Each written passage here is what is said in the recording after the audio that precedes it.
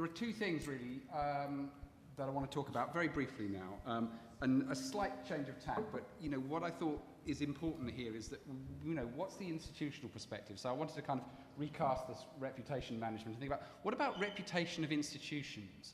That's my kind of opening question. But through that, really, what I want to talk about is the question of institutional identity, and then to put that into some context in terms of the work that we've been doing at Semantico around identity and access management.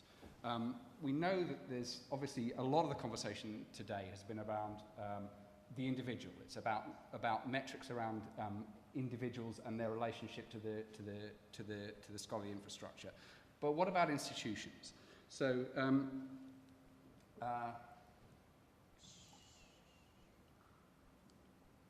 yes.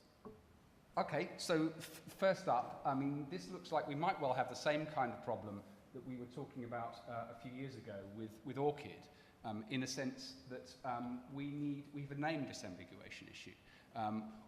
What are the names we use for the institutions that form part of our constituency? Is there a problem here, I suppose, is the first question you're asking yourself, because surely this is just a canonical name and we can all agree on it and the job's done. But think for a moment about how many St. Mary's colleges we have, or how many national libraries we have. There's a disambiguation issue there, which, and I want to just play through some of the impacts of that and where I think we need to go with that.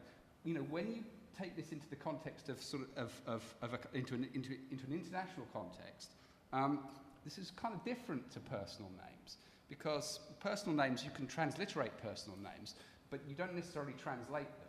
Whereas in the institutional sphere, we can have Welsh or Bengali or Armenian, and we start to get lost there in a sense of, if we don't have a way of unambiguously identifying our institutions, where do we go with all of this?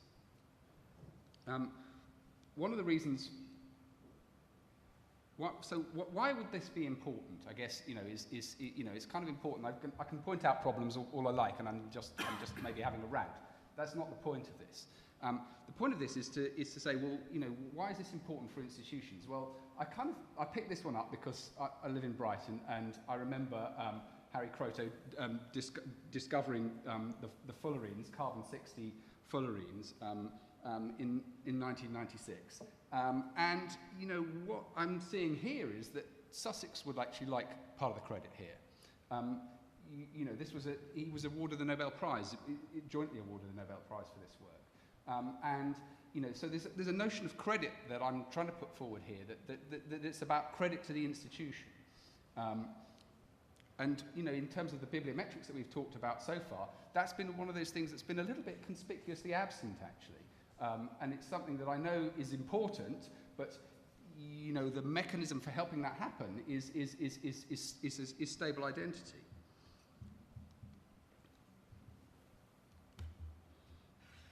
So we also know that we can talk about, and we have been doing, at length, measuring credit in lots of different ways.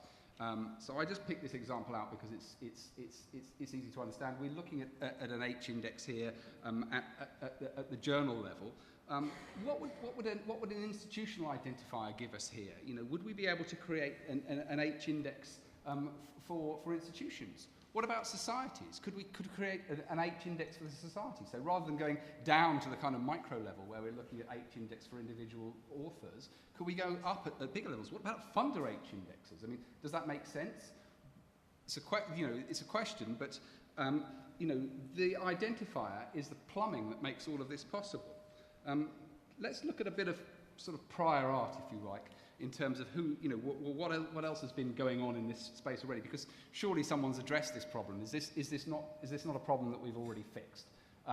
And so, you can see that some of these things are ISO standards. We have the ISNI standard. We have the ISIL standard, which is for identifying library names. ISNI is much more general. It's both individuals as well as organizations.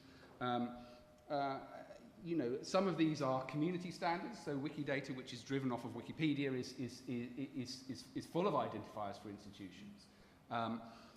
some of these are commercial. So, what are the desirable criteria, I think, is useful to look at. What's important for an identifier system for institutions. And it kind of turns out to be probably some fairly sort of familiar themes in a way.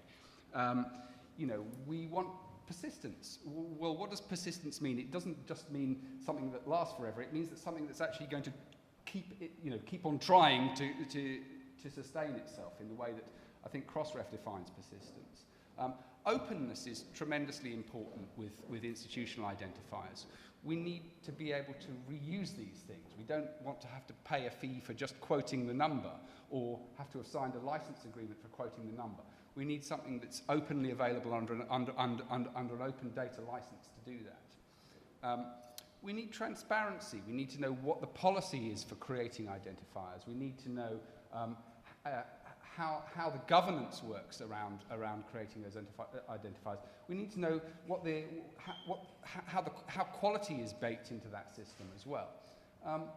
And probably most importantly, and something which is the sort of the segue onto the work that we've been doing, is identifiers on their own are just one piece of the puzzle.